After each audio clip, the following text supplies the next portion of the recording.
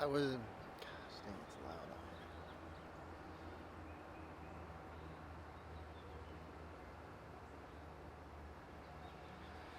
No.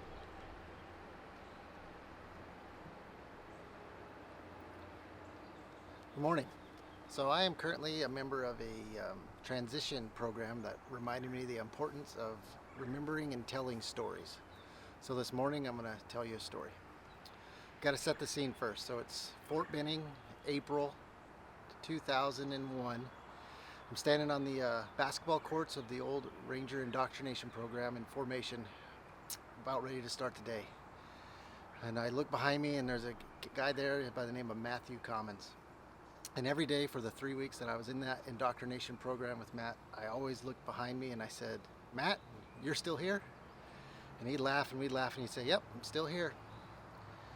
And that happened for the whole 3 weeks that we went through that selection process together. Um, 3 weeks later, we were both on the stage graduating, donning our black berets. And I looked behind me, Matt was standing there, and I said, "Matt, you're still here." And he laughed and he said, "Yep, I'm still here." And then the Army, in all of its infinite creativity, broke us down in alphabetical order, and Matt and I both ended up going to 1st Ranger Battalion in Savannah, Georgia. So we get to 1st Ranger Battalion. We're standing outside the S1 shop getting assigned to our companies, and I look behind me, and I'm like, "Matt, you're still here." Yep. And then they break us down again, and we both end up going to Alpha Company together.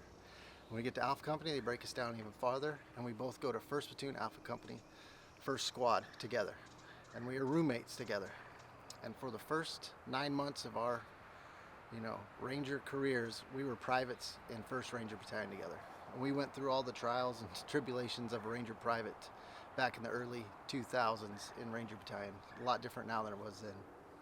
Him and I climbing out of our first floor window to get away from the E4 Mafia, sneaking out as fast as we could so we could dodge the golf balls that were usually getting hit down the hallway by one of the team leaders or TAPS Pick 4s.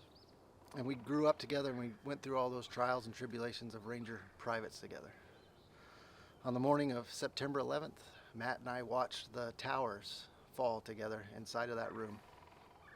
And we both kind of knew at that time that our lives were going to change forever after that moment.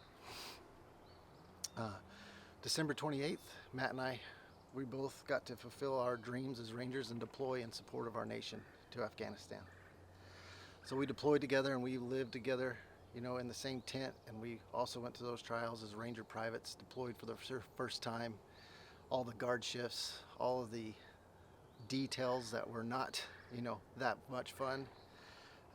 Just those first, those months over there of uncertainty and the Afghan winter, Matt and I did that together. And it's just another thing that him and I did together. And on March 4th, Matt was killed in Afghanistan in action. And I still remember it. I remember that night of March 3rd into the morning of March 4th as we were getting all of our kit together, and we were going to go help a fellow comrade, Navy SEAL Neil Roberts, up on the ridge of Takagar. Everybody's rushing to get out the door. My squad were loading up on the vehicles. We're about to leave, and I remember Matt got to go, and I got cut from the operation because there wasn't enough weight limit on the aircraft. So I'm helping Matt get everything ready, and he's leaving, and the last thing I say to Matt as he drives off is, "F you, Matt."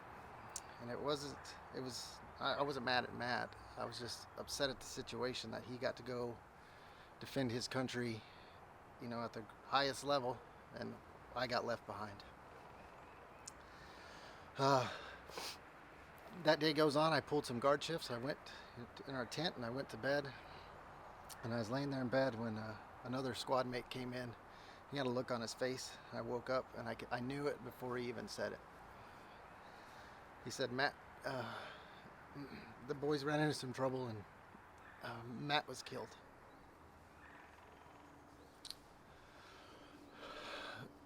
So you fast forward a little bit, and we went out and did another operation separate from the boys that were up on the ridge, and we came back, and they were back, and all the Skedcos were laid out that they had taken the bodies off of the ridge on.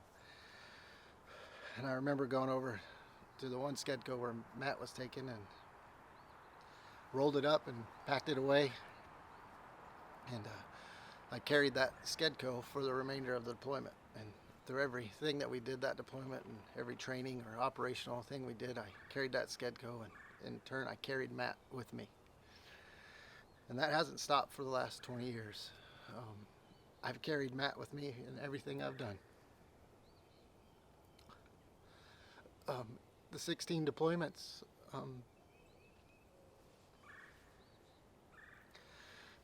standing at the altar with my wife, in the delivery room of my 4 kids. Matt has always been there. I've always carried him with me. For the last 20 years, I've taken Matt with me everywhere I've gone. In every leadership position I've held in the organization, I've always had a moment when nobody's in the office and it's just me, and I look around and I go, Matt, we're still here. From a platoon sergeant to a first sergeant to an operations sergeant major, I stop and I say, look, Matt, we're still here. You're still here. And then as I move into this next phase of my life, as I'll transition out of the service next year, I was kind of scared that I wasn't going to be able to take Matt with me, but now I'm starting to realize he's going to be part of me forever. Every time my kids do something, my wife does something, Matt's going to be there. And I just thought I'd share that story of Matt.